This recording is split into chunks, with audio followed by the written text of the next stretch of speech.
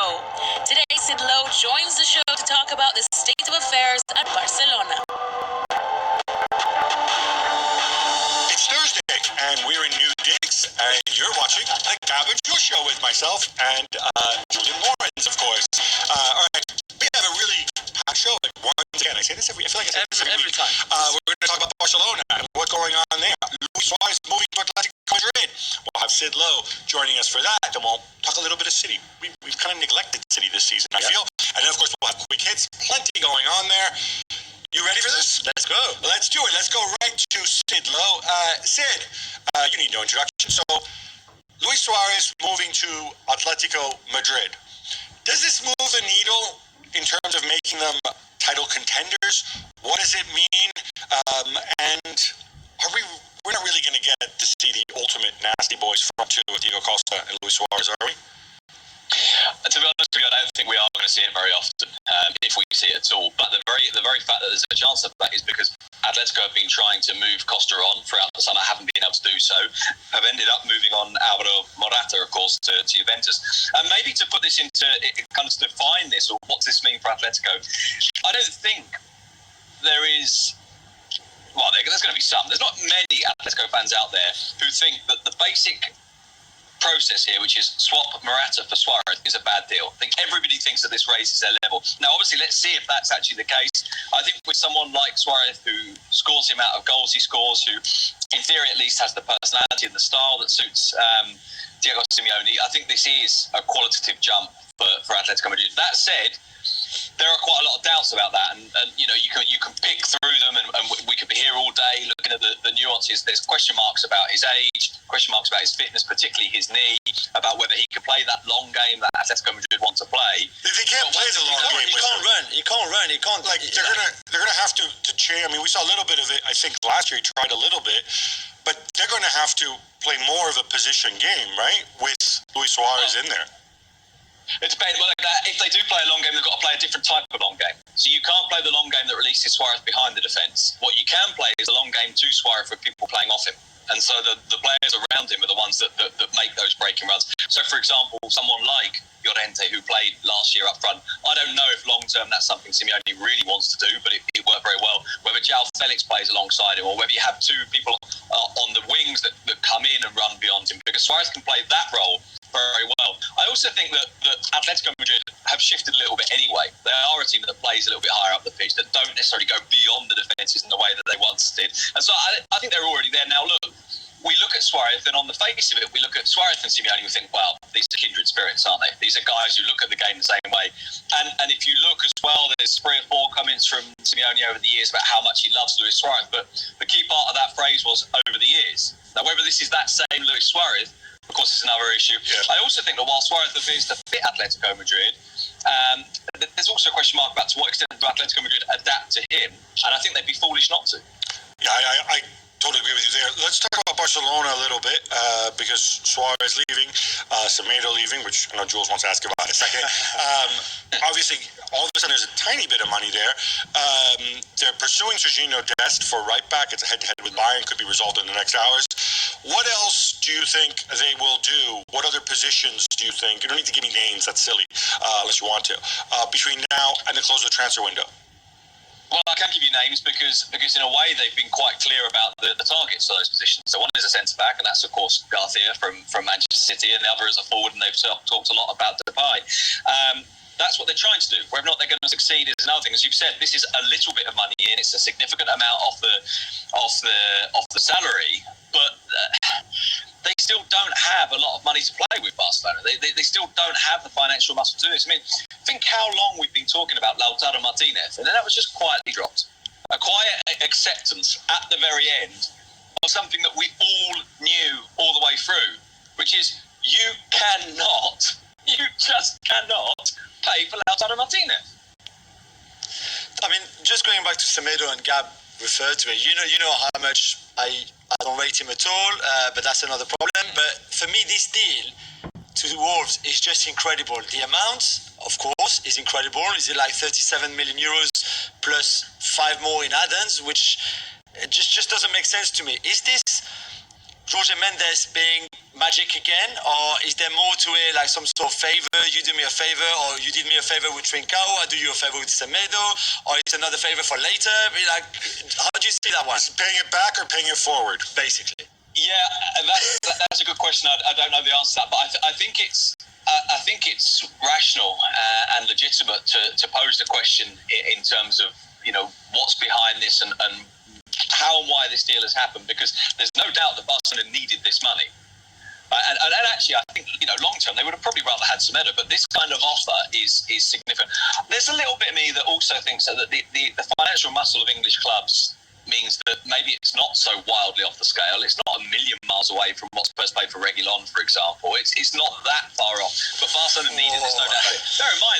Bear in mind that Semedo, by the way, was on that list that Bartomeu gave at the start of the summer of untouchable players. And then, of course, when someone comes with the money, they're so desperate for that money. Like, oh, he's not untouchable anymore. You can put your hands all over him. It's fine.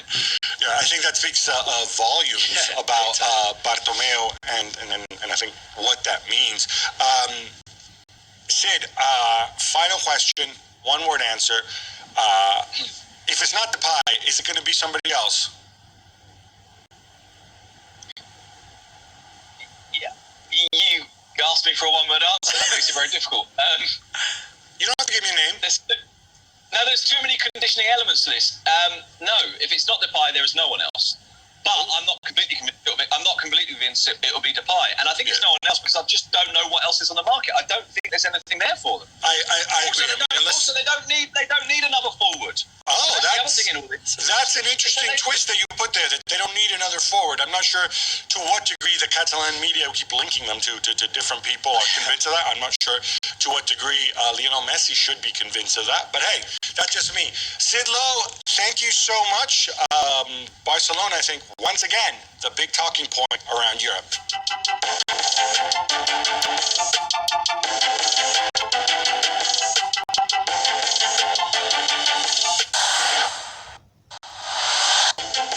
Welcome back to ESPN FC presents the Gab and Juls show. And now to discuss how far Manchester City can go this season, here's Gab and Juls.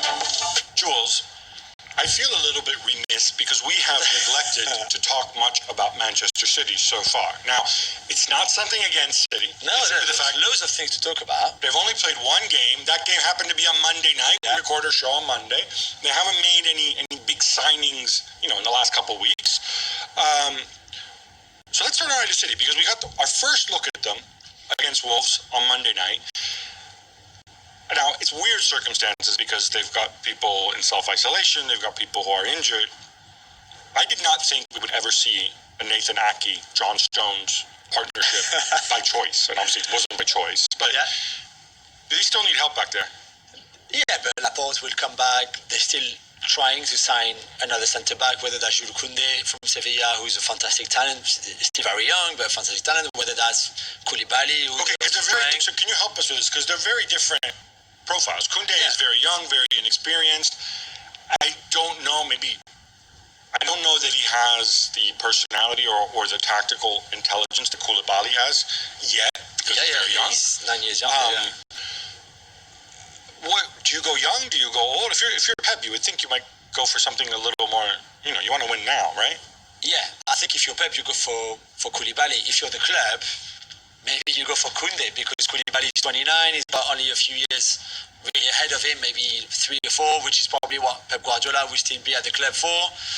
So if you're Pep, you think provided he extends his contract. Yeah, provided, which probably will. It's more likely, and that works better.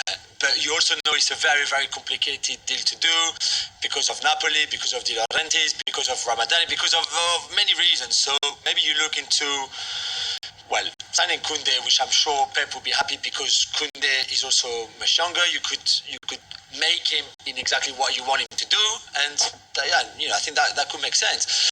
What I was most impressed with in that game on Monday night, and for City going ahead, is not so much who's going to play at the back or the defensive side of things. It was more the setup that Pep did, because, in a way, maybe we shouldn't be surprised because you didn't think that he was going to sat there through the summer after being beaten by Lyon, being heavily criticised, and just not doing anything, right? You knew that in his brain, it would be like, whoa, what can I do different? And I think we saw a little bit of that already. The formation has changed a little bit. It was far more of a 4-2-3-1, and even at times a 4-2-2-2 from what we saw from City, more than the 4-3-3 that we've been used to. I mean, look, this isn't just. I get a little bit annoyed when people go too much into formations and stuff. It seems like almost like a form of onanism to go like, 4-2-3-1. But this is relevant because I think it gave De Bruyne more freedom than he already has, right? In the formation last year, which I always put down as a 4-1-4-1 because I kind of generally thought that's what it was. He always had somebody alongside him, whether it was David Silva or Bernardo Silva, who was also equally creative and whatever. And here, it's almost like they're saying, okay, you have more freedom, don't worry about it, but you need to produce more. He certainly produced a ton, I thought, in that game, especially in the first half. I mean, it looks as if, he did not look like somebody who was playing his first game of the season in any way, shape, or form. What I am a little bit still concerned about is the left back position. Yeah. That seems to have seems like nobody's kind of addressed that. I know, but you can't buy 6 players this summer. It's not possible. I don't think they can financially do that. So they would have to still keep Mendy and Zinchenko and whoever else can play there. Cancelo. Can play there. Cancelo. I don't know. I think just to go back on the formation, and it's not to go too deep or anything, but if you look at before, it used to be quite clear that he had the wingers that he wanted. Sterling was so much a winger. Sané was a winger. Mahrez is a winger. But Sterling has evolved far much more into a more complete player who can play in that 4-2-2 formation, for example.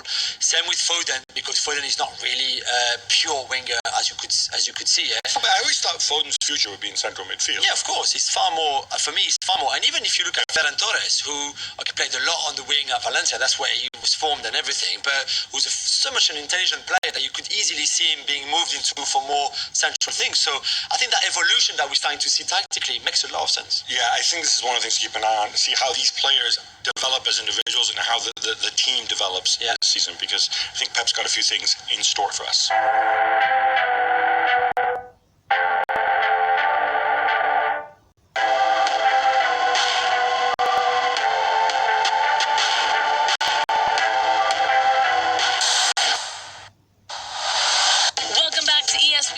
Presents the Gab and Juls show. Now with some of the biggest stories from the world of football, it's time for Quick Hits. Over to Gab and Juls in London.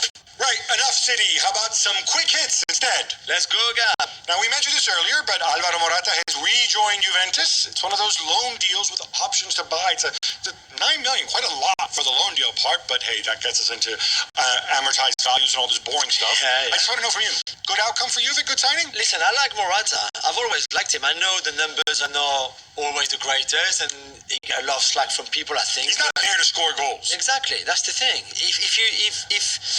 If you want him for the profile that he has, to get people, playing in, to help Cristiano be very unselfish in the way he plays, I think this is good. This could be perfect. And he's been there before, and he's done really well there before. Forget about what happened at Chelsea. And his wife is from Turin, and I think it could work and could work well. But let's see. But I think it did. And they adored him when he was there last time. Exactly. Speaking about Juventus, and we've touched upon it a little bit before, but Luis Suarez, what an incredible story, Gab.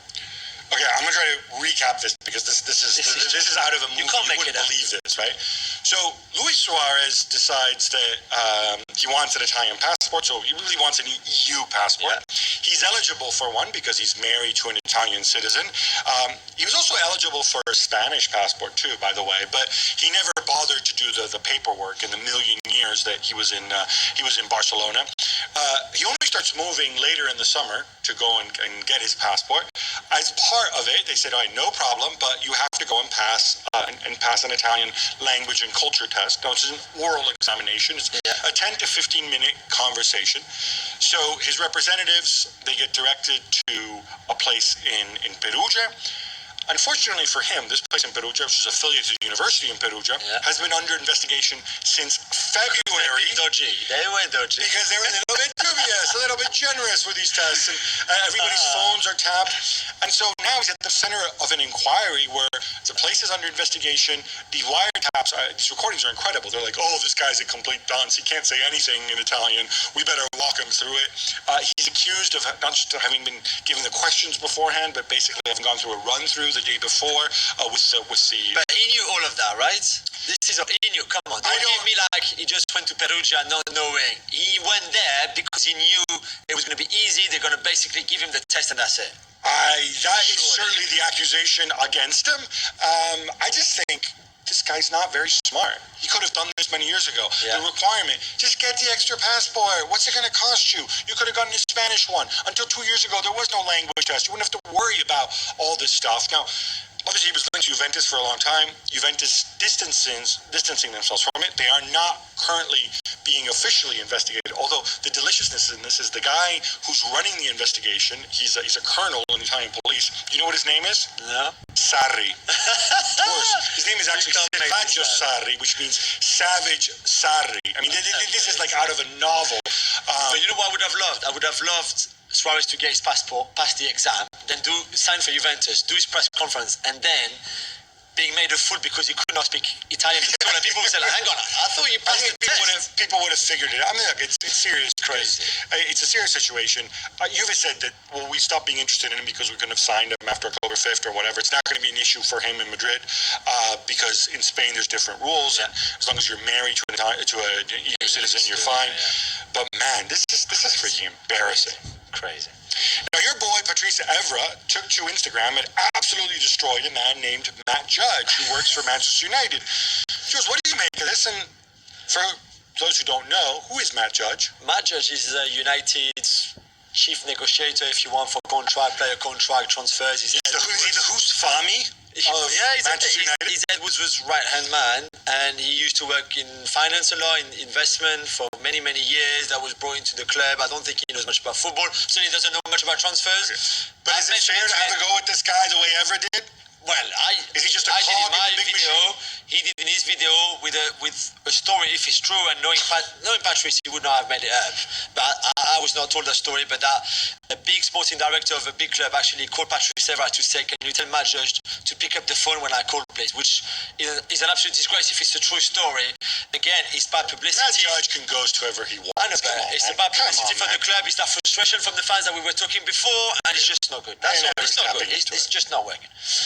After playing him wide and as a false number 9, Frank Lampard finally moves Kai Havertz to a sort of number 10 position behind the striker. Like if he'd listened to us on Monday and the show, that's exactly what we said. And guess what? He scores a hat-trick. Is it really only that simple, Gab? No, I don't know that it's quite that simple because, this was Barnsley. Obviously, you look at it on paper and you think, oh, that could be his natural position. It is. We said it is. But you need the right pieces around him as well in terms of the wingers. And that brings you on to something else that Lampard said. He indicated that both Rudiger and Callum Hudson-Odoi, it's not guaranteed that they're going to stay at this club. This I understand a little bit less because you cast your mind back, 18 months ago.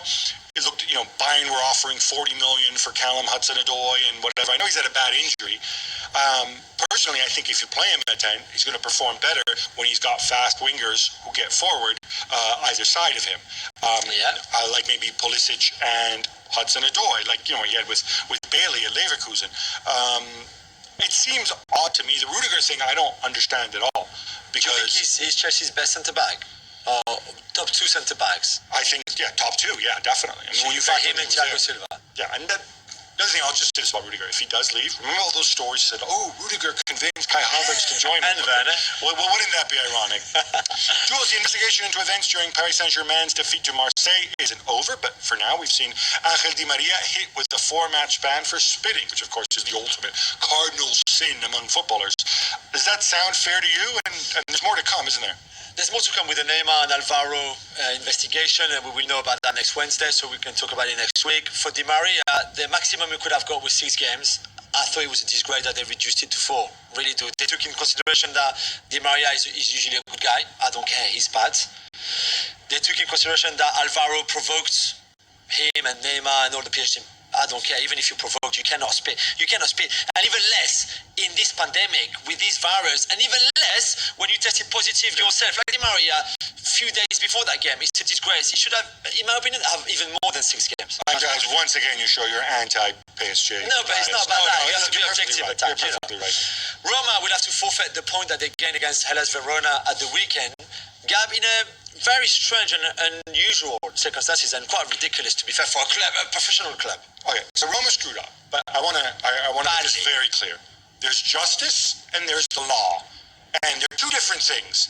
Roma are being they've had to forfeit the game because, as in most countries, there's categories for under 22, under 23 players in this case, and over 23 players you can have in your season-long squad.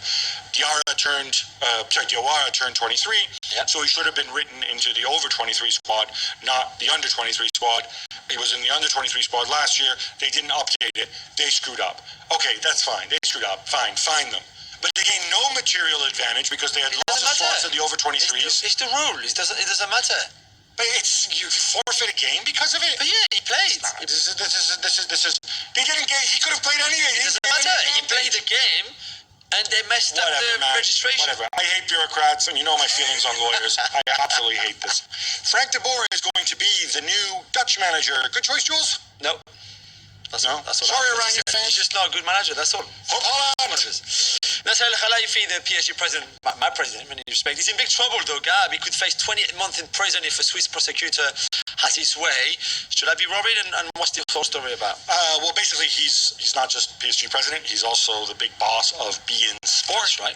And also UEFA Executive Committee member. beIN Sport acquired World Cup rights from FIFA. This is many years ago when Jerome Valcke was general secretary. He stands accused of essentially paying a bribe, letting Jerome Valcke holiday in his fancy villa, or villa he has access to, in Sardinia. This case has been going on for a while. 28 months is a long time. I don't expect he's ever gonna spend a single day in prison. But I'll tell you what, it's not a good look for beIN Sport and PSG. Yeah, I don't think it's a good look for us at all.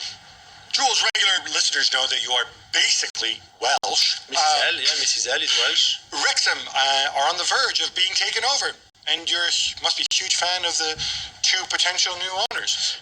Yes, Ryan Reynolds, the actor, the Hollywood actor, and Rob McElhenney. Is that how you pronounce his name? Some man from Always, the genius. Yeah. I like Deadpool and all, but come on, Always Sunny. Ryan Reynolds for me is Detective Pikachu. I'm sorry, sorry, Ryan, but I've got 3 children. Pikachu for me, you're Cinema Pikachu. Good if they come for the good reasons. So I don't know why they want to buy Wrexham. I'm hoping this is not some big publicity stuff. I really hope not, and I hope that if they do come, then this is to do a lot of good to the area, the community, the club. It's an area that needs a really good football team with people who care about the club, about the community. So I hope that Rob and Ryan are those kind of people. I'm disappointed you're not. No, I'm kidding. I'm super keen. Let's wait and see. We've been there before with other. Finally, Kazumura has signed a new deal. I mean, how old is he? 100 years old? This is amazing, right? He's 53 years old, and it's funny because those issues this release, like, he has set a new record. He keeps breaking his own record. Bubka. No, but I love Kazumura. It's crazy. It feels like I was a child when he signed for Genoa. He was old then. Yes. That gives you a sense. Absolutely, Kaze. We love you.